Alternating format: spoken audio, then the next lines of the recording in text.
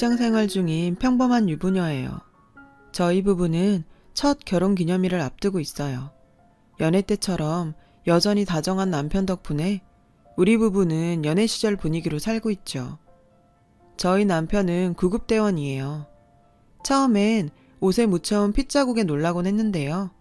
이제는 그런가 보다 할 정도죠. 사실 직업이 직업이다 보니 여러모로 위험한 상황도 많이 발생해요. 음주운전 교통사고가 발생해서 현장에 출동했을 땐 술에 떡이 된 환자가 몸에 손대지 말라며 난동을 부려서 주먹에 맞아 얼굴에 시퍼런 멍이 든 채 들어오기도 했어요. 가족 입장에서 봤을 때 썩 좋은 직업은 아니죠. 그래도 남편이 어릴 때부터 꿈꾸던 일이기도 하고 힘들고 고돼도 보람있어 하니까 묵묵히 남편 뜻을 따르고 있죠. 남편은 자기 몸도 힘들 텐데 휴일이면 우리 어디 놀러 갈까? 데이트 가고 싶은데 없어? 장모님이랑 같이 공원 가서 점심 먹고 데이트할래? 이러면서 저를 먼저 생각해줘요. 평소에 같이 있어주지 못했던 시간들을 채워주려고 애쓰는 것 같아서 고마우면서도 많이 안쓰러워요. 그래서 저는 웬만하면 남편이 쉴 수 있도록 괜찮다고 거절을 하는 편이죠. 남편은 저 외에도 챙기는 사람이 하나 더 있어요. 바로 제 친정 엄마죠. 엄마는 저희 옆동에 살고 계세요. 제가 결혼하면서 집을 나가게 돼서 지금은 혼자 살고 계시죠. 사실 결혼 앞두고 엄마 혼자 남기고 집을 나오는 게 너무 걱정되었어요. 뉴스를 보면 독거노인 고독사에 대한 기사가 많잖아요. 그런 뉴스를 볼 때마다 우리 엄마도 그렇게 되면 어떡하나 걱정을 많이 했죠. 그런데 남편이 먼저 저희 엄마를 모시고 살면 어떻겠냐고 하는 거예요. 미안해서 말 못 꺼내고 있었는데 먼저 얘기를 꺼내준 남편이 정말 고맙더라고요. 하지만 엄마의 반대로 무산이 되었죠. 딸 내외 신혼까지 빼앗을 생각은 없다시며 단호하게 거절하셨어요.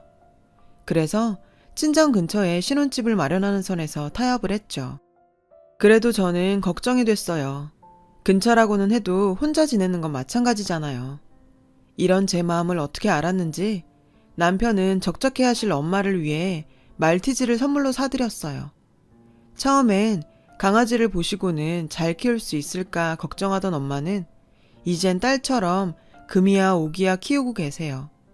이쯤 되면 사위 사랑은 장모가 아니라 장모 사랑은 사위라고 할 만하겠죠.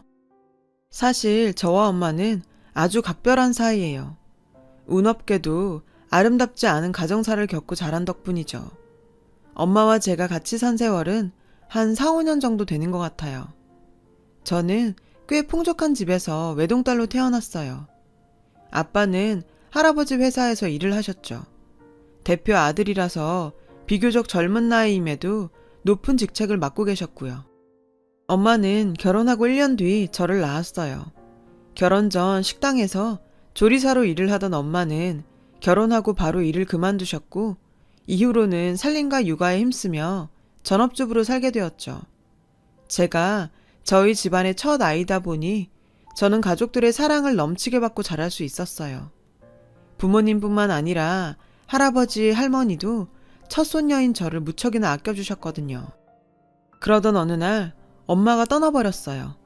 4살 무렵이었는데 신기하게도 저는 그날의 일을 기억해요. 모르긴 해도 제가 가지고 있는 기억 중 가장 오래된 기억일 거예요.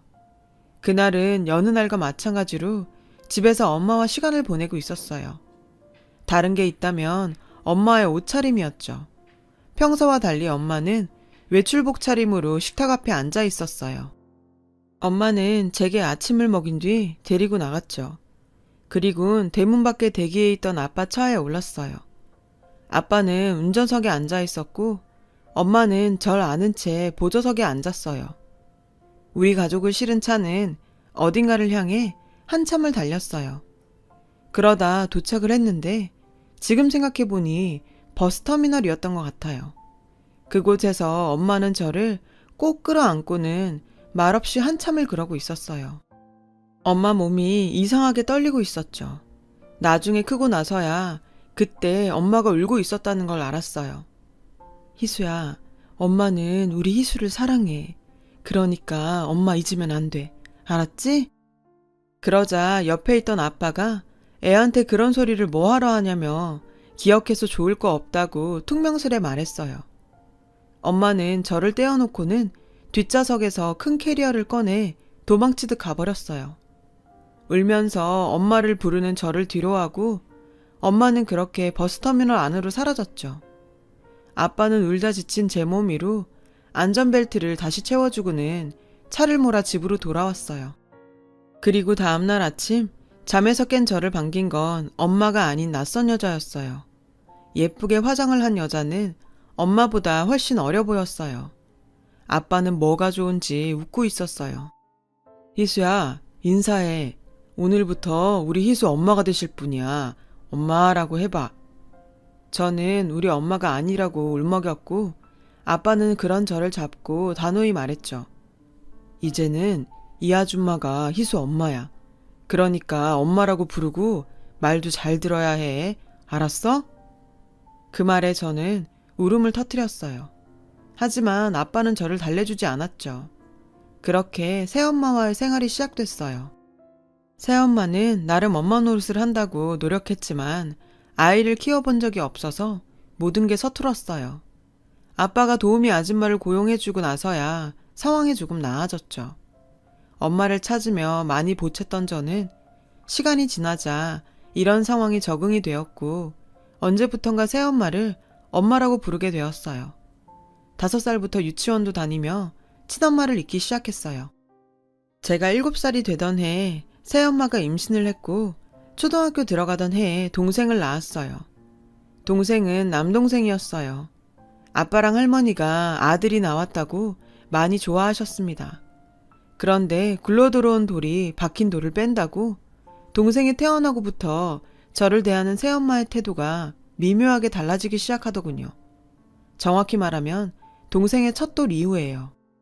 어느 순간부터 새엄마는 동생 기저귀 가는 것부터 분유를 타주는 것까지 제게 시켰고 제가 먹은 건 저보고 설거지를 하라고 했어요. 방 청소도 물론이었죠. 말 그대로 못된 계모가 된 거예요. 그 당시 저는 이미 새엄마를 엄마의 존재로 인식하고 같이 살았기 때문에 그런 태도는 정말 충격으로 다가왔어요. 새엄마는 남동생에게는 따뜻한 미소를 짓다가도 제게는 싸늘하게 대했어요. 뭐하고 서 있어? 들어가 숙제해. 공부하든가 할 거 없으면 잠이라도 자. 늘 이렇게 날카롭게 소리를 질러댔어요. 하루는 동생이 너무 울길래 배가 고픈가 싶어서 이유식을 찾았는데 새엄마가 득달같이 달려와서 버럭 질러댔어요. 지금 뭐 하는 거야? 우리 애한테 아무거나 먹이려고? 그러다 내 아들 탈라면 네가 책임질 거야? 그 순간 깨달았어요. 아, 새엄마는 우리 엄마가 아닌 거구나. 그런 생각이 들자 친엄마가 너무 그립더라고요. 같이 산 시간은 새엄마가 더 길었지만 역시나 내 엄마는 친엄마뿐이었죠. 이런 일들은 아빠한테는 말할 수가 없었어요.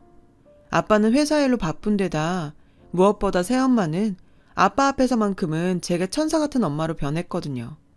아빠가 남동생에게 빠져있기도 했고요. 내가 결혼은 잘했지. 당신처럼 애들 잘 돌봐주는 사람이 어딨어? 아빠는 새엄마의 본 모습을 몰랐거든요. 이런 상황에 제가 새엄마 실체를 폭로한들 뭐가 달라지겠어요. 초등학교 고학년이 되면서 저는 방과 후 친구네 집에 가거나 도서관에 있다가 최대한 늦게 집으로 돌아가곤 했어요. 늦게 들어가면 늦었다고 타박을 하긴 했지만 그 정도는 참을만 했거든요. 고생을 하면 금방 애늙은이가 된다고 하더니 저도 그랬던 것 같아요. 중학교에 들어가면서부터는 제 목표는 1등이 아닌 독립이었어요. 정확히는 새엄마한테서 벗어나는 거였죠. 아빠는 새엄마처럼 저를 괴롭히지는 않았지만 점점 제게 무관심했어요. 떠난 아내가 남기고 간 딸보다는 사랑하는 현재의 아내가 낳은 아들이 더 소중했겠죠. 명절이나 가족 행사 때 친가에 가면 할머니 할아버지도 마찬가지였어요. 무관심이 더 아프다고 하잖아요. 그런데 저는 새엄마한테 너무 들볶여서 그런지 차라리 무관심한 게 낫더라고요. 독립을 하겠다는 목표로 공부를 하니까 성적이 쭉쭉 오르더라고요. 물론 제 성적에 관심 있는 사람은 아무도 없었지만요. 아빠는 단 한 번도 성적표 나왔냐는 말조차 하지 않았죠. 고등학교에서도 늘 전교 5% 안에 들었어요. 당연히 선생님들의 기대를 한 몸에 받으면서 소위 명문대라고 불리는 대학교에 지원을 했죠. 남들은 공부만 해도 힘들다는데 저는 아르바이트를 병행하면서 공부를 했어요. 그런 저를 보며 친구들은 집도 잘 살면서 왜 그렇게 돈에 집착하냐고 했지만 전 그럴 수밖에 없었죠. 아빠가 다달이 넣어주는 용돈과 명절에 받은 용돈들도 모조리 저금을 했어요. 거기에 알바를 해서 번 돈까지요. 다행히 저는 지원했던 명문대에 합격을 했고 집에 가서 아빠한테 합격 통지서를 내밀자 놀라더라고요. 그럴만했죠. 제 성적도 몰랐으니까요. 우리 딸 합격한 거야? 이런 명문대에 지원했는지 몰랐는데 역시 우리 딸이네. 희수야 정말 고생했다. 아빤 우리 희수가 너무 자랑스럽다. 평소에는 관심도 없더니 명문대에 들어갔다니 우리 딸이라더군요. 그 모습이 정말 가증스러웠어요. 옆에 있던 새엄마는 못마땅해 했죠. 모르는 소리 말아요. 요즘은 4년제 졸업생 취업률이 더 낮다고요. 차라리 기술이나 배워서 취직하는 게 빠르지. 명문대는 무슨. 부러우면 지는 거란 말처럼 새엄마는 절대 지지 않으려 부럽지 않은 척을 해댔어요.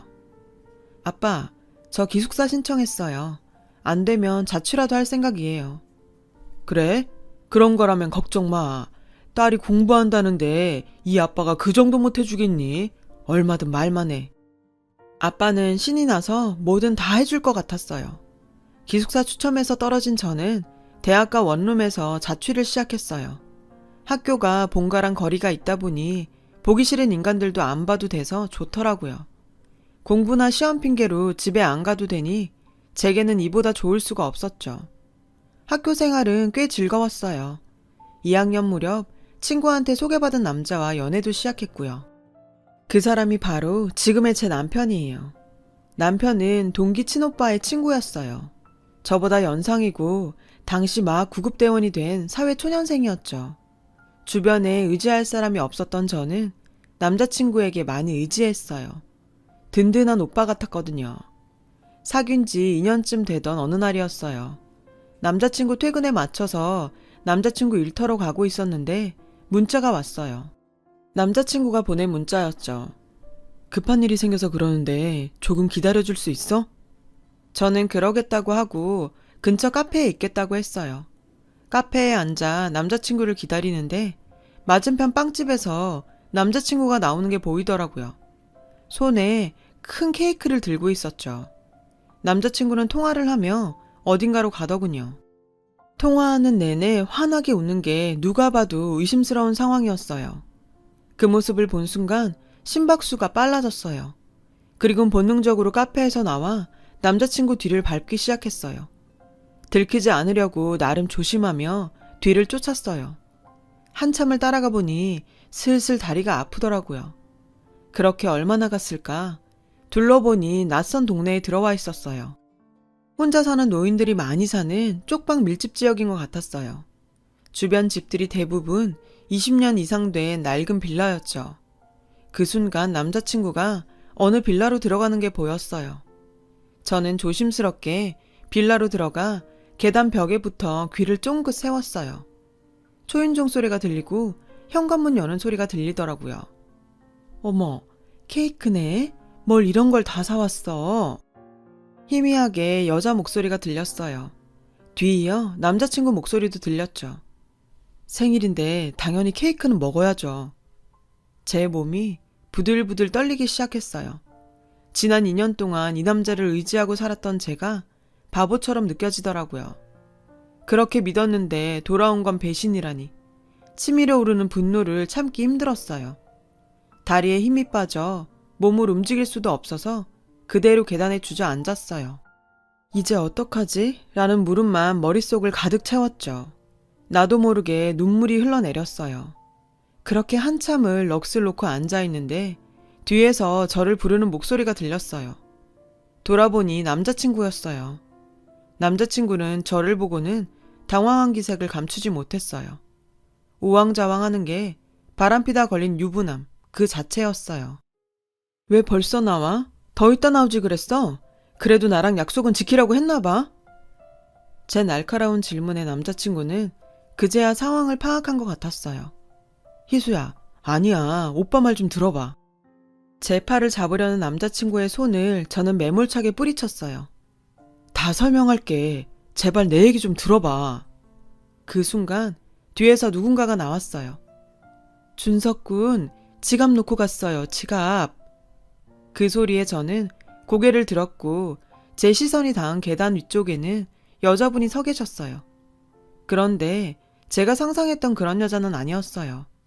주름진 얼굴의 중년 여성이었거든요. 남자친구는 지갑을 받아들고는 저를 데리고 서둘러 자리를 떠나려고 했어요. 그런데 그 여자분이 저희를 불러 세웠죠. 놀랍게도 오빠가 아닌 저를 말이에요. 희수야, 희수 맞지? 저는 제 이름을 부른 그 여자분을 올려다 봤어요. 분명 처음 보는 사람이었어요. 그런데 글쎄 그분이 저를 보며 눈물을 흘리지 뭐예요. 너무 당황스러워서 뭘 어떻게 해야 할지 모르겠더라고요. 그때였어요.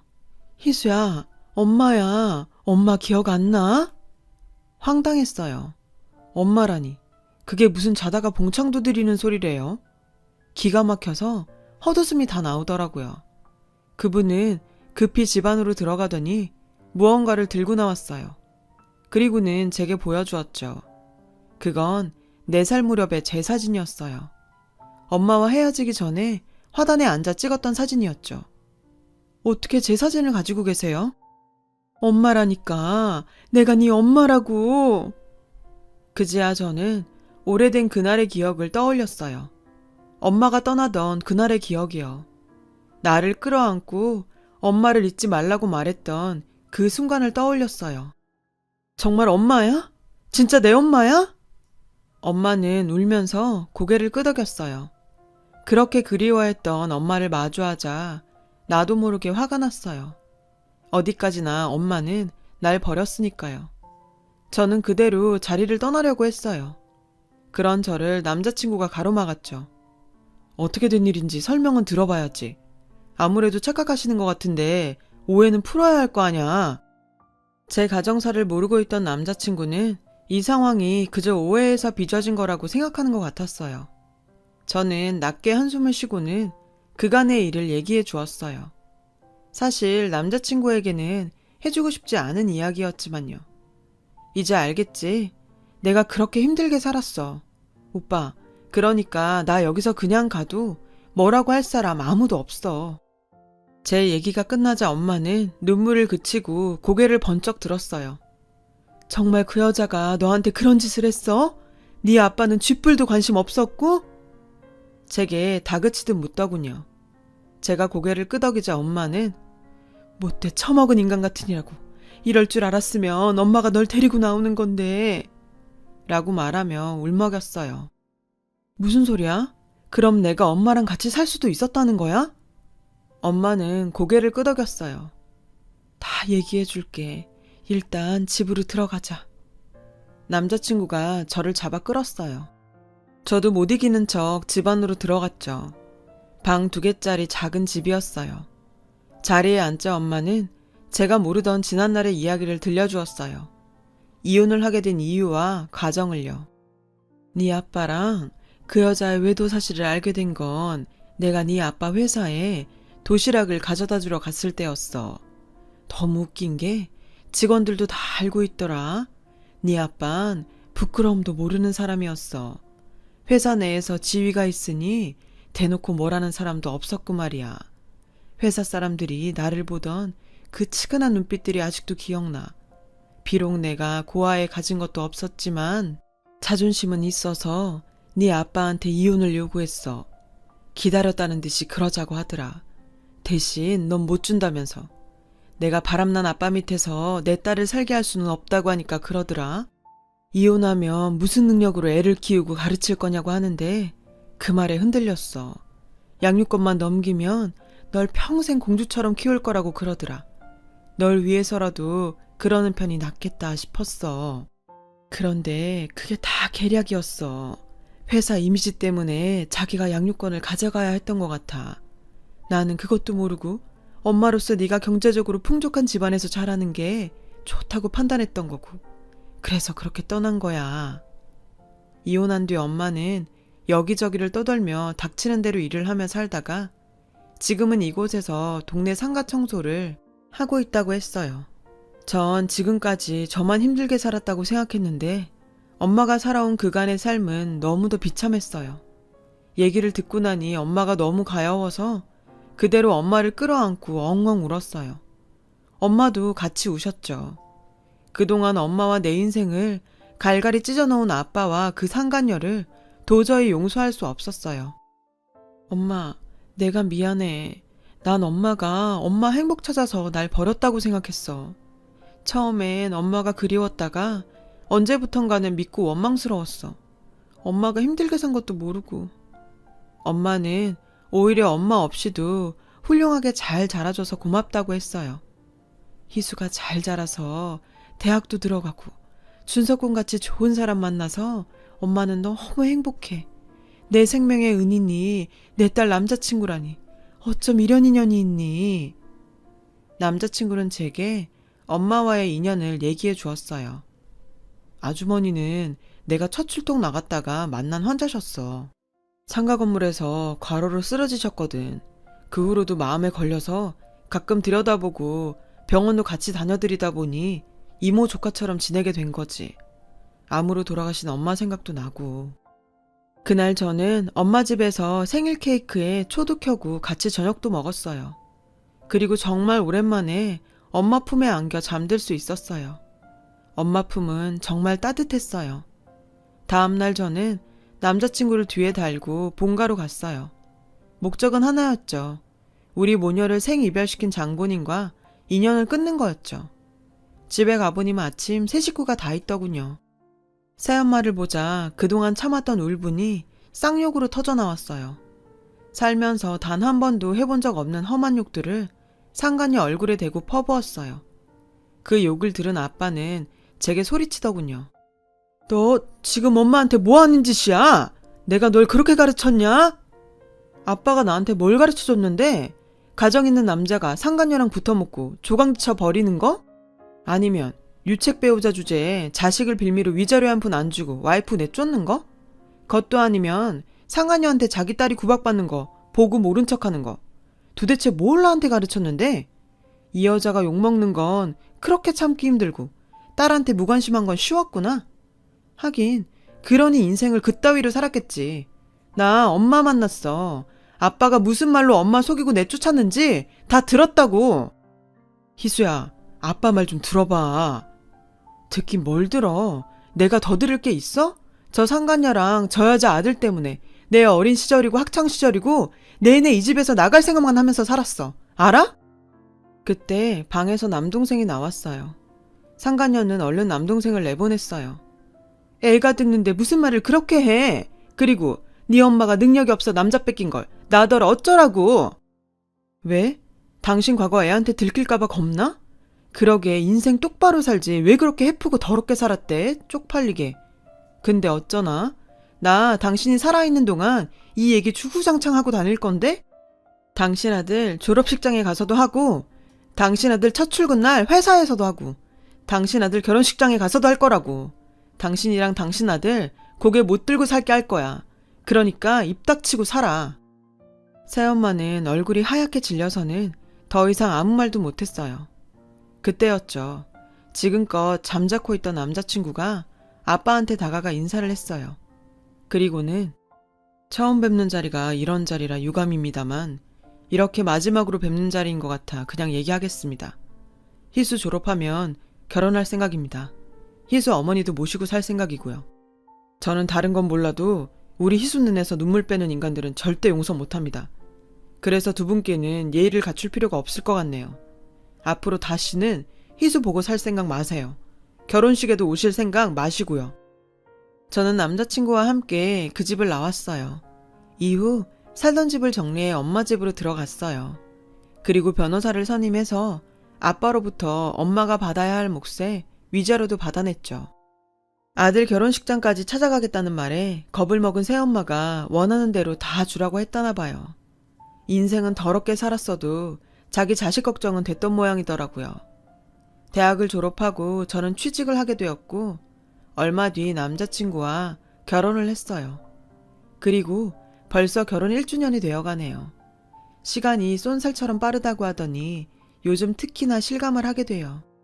다시 만난 엄마와 함께하는 시간들이 너무 빨리 지나가는 것 같아 가끔 겁이 나거든요. 남들에게는 너무도 당연했던 일상이 제게는 사무치게 그리워해야만 했던 일이었으니까요. 저는 지금 사랑하는 엄마와 든든한 남편과 함께 꿈같은 신혼생활을 즐기고 있어요. 제게는 무엇보다 소중한 이 시간을 오래오래 누리며 살아보려고 해요. 제 사연을 들어주셔서 감사드려요. 여러분, 사연 댓글에 응원과 현명한 조언 부탁드려요. 좋아요와 구독은 저에게 큰 힘이 됩니다. 오늘도 좋은 일